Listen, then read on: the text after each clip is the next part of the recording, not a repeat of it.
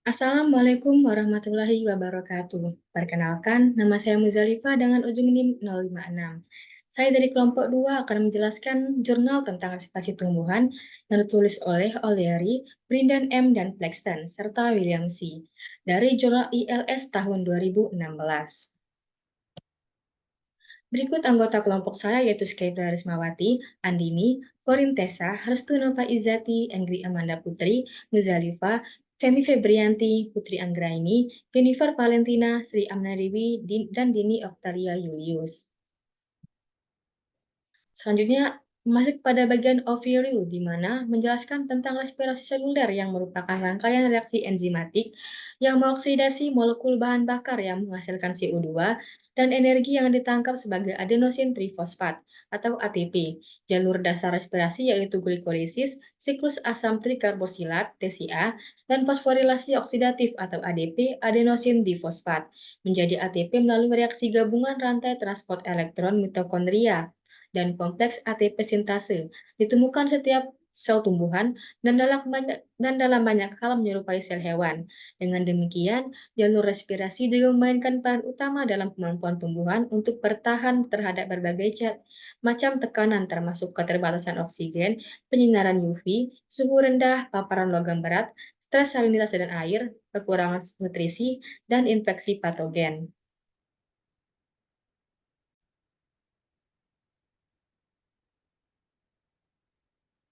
Selanjutnya, tumbuhan merupakan organisme autotrofik yang memperoleh nutrisi dalam bentuk anorganik dan mensintesis molekul organiknya sendiri. Misalnya, karbohidrat dibuat dari CO2 melalui fotosintesis, sedangkan asam amino disintesis dari nitrogen anorganik dan kerangka karbon yang telah terbentuk sebelumnya. Metabolisme tumbuhan secara umum dan metabolisme respirasi secara khususnya disesuaikan dengan cara nutrisi ini. Terdapat perluasan penggunaan jalur glikolisis dan siklus TCA. Respirasi diwakili oleh reaksi gabungan glikolisis, siklus TCA, dan MIATC. Respirasi tanaman menghasilkan ATP serta prekursor biosintesis yang diperlukan untuk pertumbuhan dan berbagai metabolit yang diperlukan untuk aklimatasi stres. Tanaman meningkatkan regulasi ketergantungan PPI enzim glikolisis dan pompa H+ untuk menghindari reaksi yang bergantung pada ATP selama stres. 3 langkah dalam glikolisis sitosol tanaman mencakup enzim alternatif yang dapat menggunakan PPI sebagai donor energi dan fosforil. Pertama, disakarida sukrosa dapat dimetabolisme menjadi heksosa fosfat melalui sukrosa yang bergantung pada PPI sintase atau jalur invertase yang bergantung pada ATP. Kedua, tanaman ini mengandung fosfofruktokinase yang bergantung pada PPI dan ATP yang memiliki sifat regulasi yang berbeda dengan demikian, diharapkan berkontribusi pada aliran glikolisis dalam kondisi yang berbeda. Ketiga, tanaman mengandung pirufat ortofosfat dikinase yang bergantung pada PPI atau PPDK yang secara teoritis dapat berfungsi sebagai pengganti pirufat kinase atau PK sitosolik. Enzim bertenaga PPI merupakan aspek penting adaptasi metabolik tanaman terhadap kondisi lingkungan ekstrim, yang mengakibatkan penurunan kumpulan ATP ditunjukkan oleh ketidakpekaan yang luar biasa dari kadar PPI stosol terhadap stres seperti anoksia, kekurangan fosfat nutrisi, atau penambahan inhibitor MIATC yang memicu penurunan signifikan dalam kumpulan ATP seluler dan induksi signifikan sukrosa sintase. Fosfo pirofosforilase UDP glukosa, PPI-PFK, PPDK, dan pirofosfatase pemompa H+, tonoplas oleh anoksia atau hipoksia, kekurangan fosfat, dan atau stres dingin. Titik cabang PEP dan peran karboksilase PEP dalam pengisian ulang anerpelotik dari perantara siklus TCA yang ditarik untuk biosintesis. Pada hewan, tujuan utama PEP adalah konversi menjadi pirufat oleh PK, sedangkan enzim yang terlibat dalam metabolisme PEP tanaman mengkatalis berbagai macam reaksi, termasuk titik cabang metabolisme utama antara metabolisme primer dan sekunder. Metabolisme menghasilkan berbagai macam senyawa aromatik yang luar biasa yaitu mengandung cincin benzena. Melalui jalur hikimat yang dimulai pada pupa, hewan tidak dapat mensintesis senyawa aromatik seperti asam amino esensial, tirosin, dan triptofan karena mereka tidak memiliki jalur hikimat. Tumbuhan memiliki fleksibilitas tanaman pada simpul pupa sitosolik karena mereka mengekspresikan fosfoenulpirufat karboksilase atau PEPC yang mengkatalis karboksilasi irreversibel PEP menjadi oksaloasetat. Oksaloasetat yang dihasilkan oleh reaksi ini cenderung cepat direduksi menjadi malat melalui aksi malat dehidrogenase, sehingga glikolisis tumbuhan sering dianggap menghasilkan dua produk yaitu malat dan pirufat. Selanjutnya ada proses glikolisis pada tanaman yang melibatkan kompartemen glikolisis. Glikolisis ini melibatkan serangkaian reaksi enzimatik yang mengubah glukosa menjadi pirufat, menghasilkan ATP dan NADH.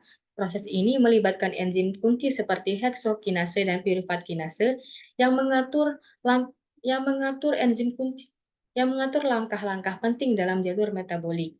Glikolisis berfungsi sebagai sumber energi dan produk yang dapat digunakan dalam jalur metabolik lain, serta beradaptasi dengan kondisi stres untuk meningkatkan efisiensi energi. Dengan demikian, kompartemen glikolisis sangat penting untuk metabolisme energi dan respon tanaman terhadap lingkungan. Selain itu, produk glikolisis dapat digunakan dalam jalur metabolik lain seperti siklus TCA untuk memenuhi kebutuhan energi dan biosintesis seluler.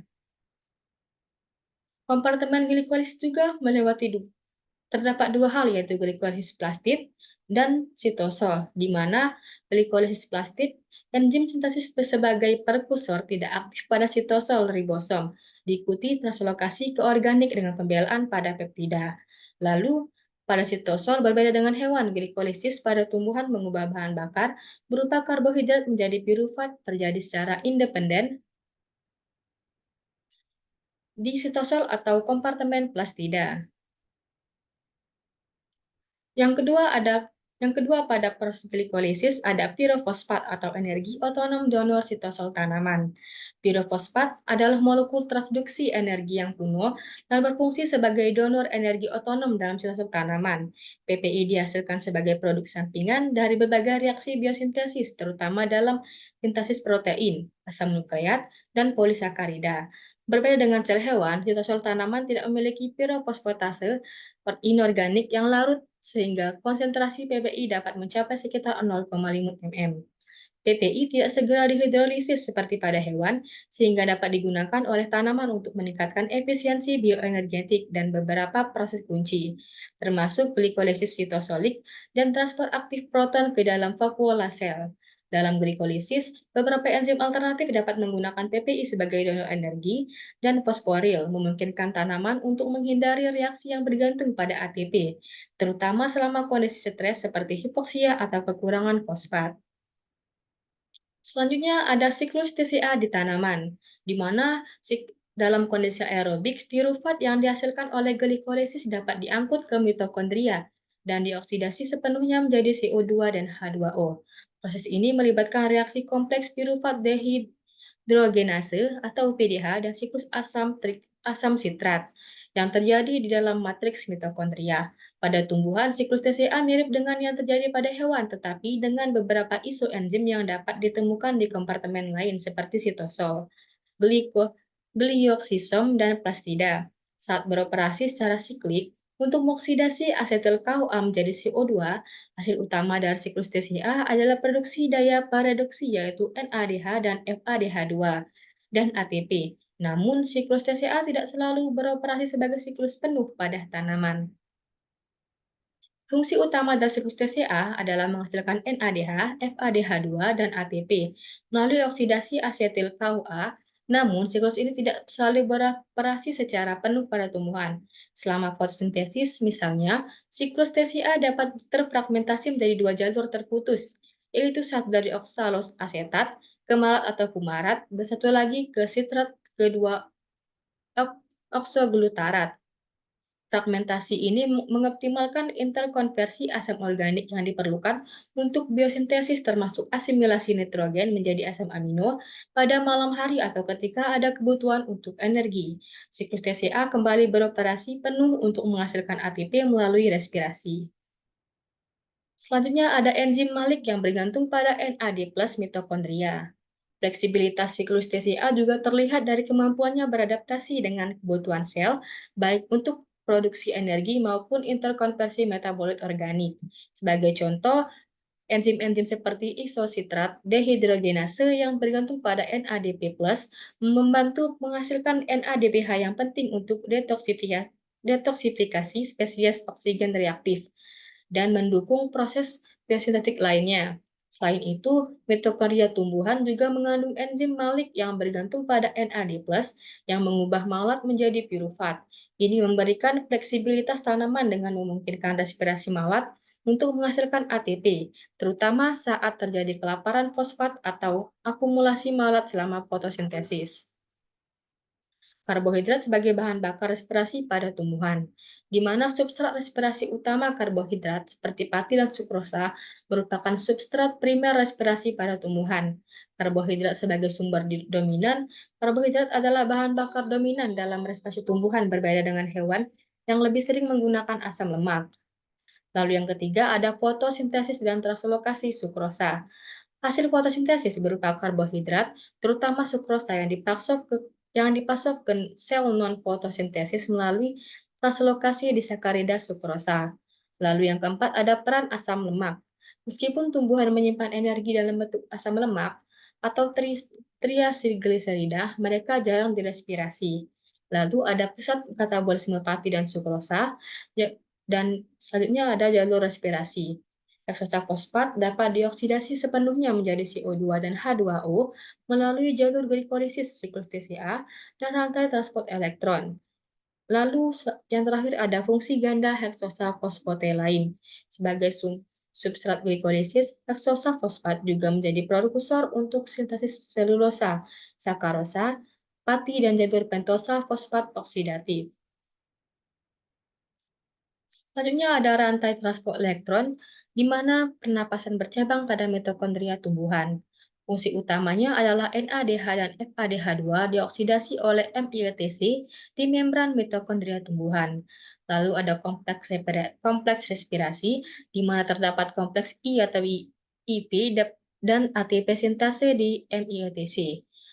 Lalu ada jalur alternatif, di mana tumbuhan memiliki jalur non-energi untuk menghindari ROS berbahaya selama stres. Lalu, respon stres, jalur alternatif membantu adaptasi terhadap stres seperti salinitas dan infeksi. Lalu ada protein unfolding atau UCP yang menghubungkan transport elektron dengan disapi gradien proton, mengurangi produksi ATP dan ROS. Lalu ada fleksibilitas metabolik, di mana tumbuhan dapat mengubah efisiensi ATP sesuai dengan kondisi lingkungannya. Selanjutnya, hidrogenase NADPH alternatif yang tidak memompa proton, di mana NADH dan NADPH tidak memompa proton sehingga tidak menghasilkan ATP. Enzim ini penting untuk menjaga keseimbangan redoks sel terutama dalam jaringan fotosintesis, di mana NADH dihasilkan secara cepat selama fotorespirasi. Dengan cara ini, mereka membantu menghindari inhibisi fotorespirasi dan fotosintesis bahkan saat kompleks jenuh dengan NADH.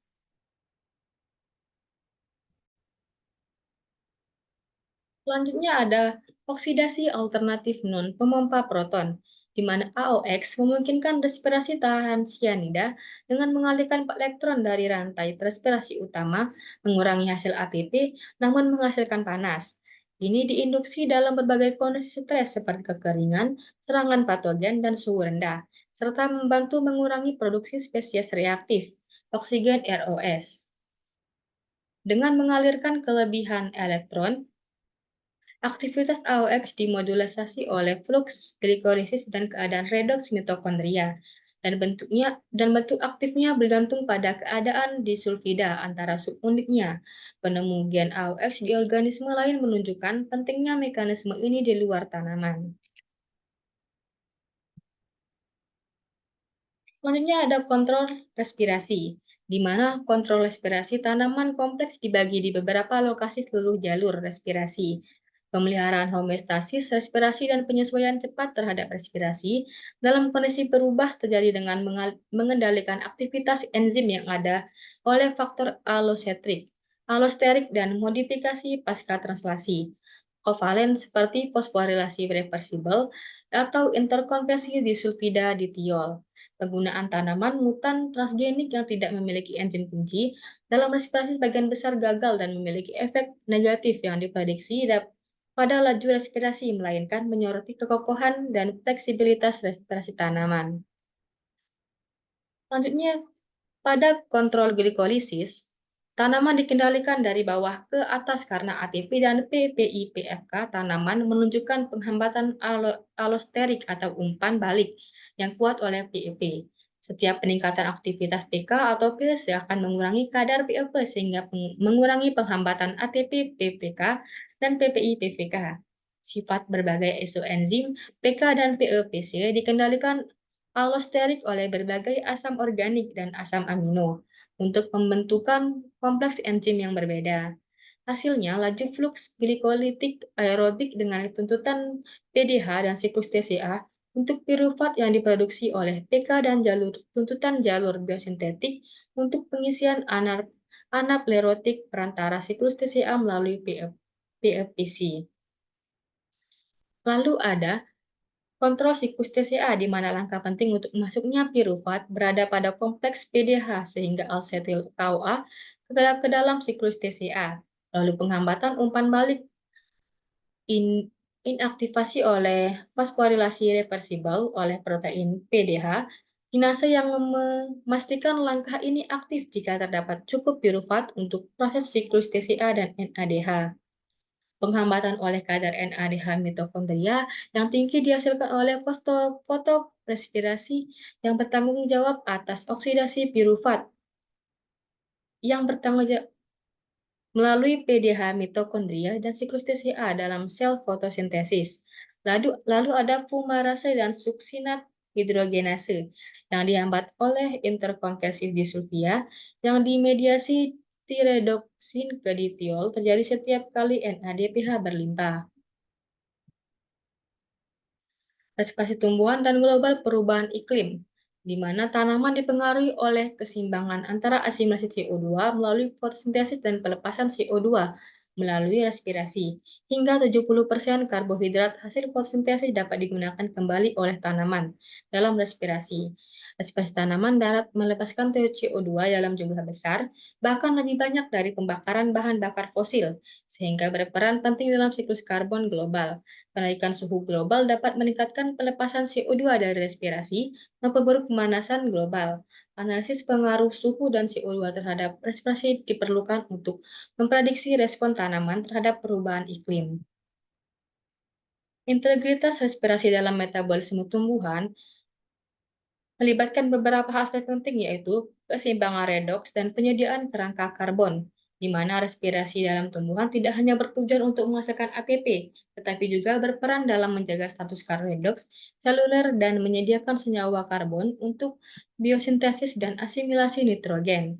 Lalu ada fotorespirasi dan respirasi mitokondria, di mana oksidasi glisin menjadi serin dalam fotorespirasi menghasilkan NADH yang dioksidasi oleh rantai transport elektron mitokondria. Ini meningkatkan efisiensi fotorespirasi dan fotosintesis.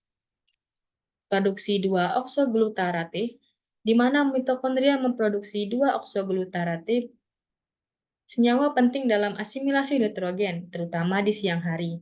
Produksi ini meliputi siklus TCA dan jalur anaplerotik, serta diatur dalam pompa diurnal siang dan malam.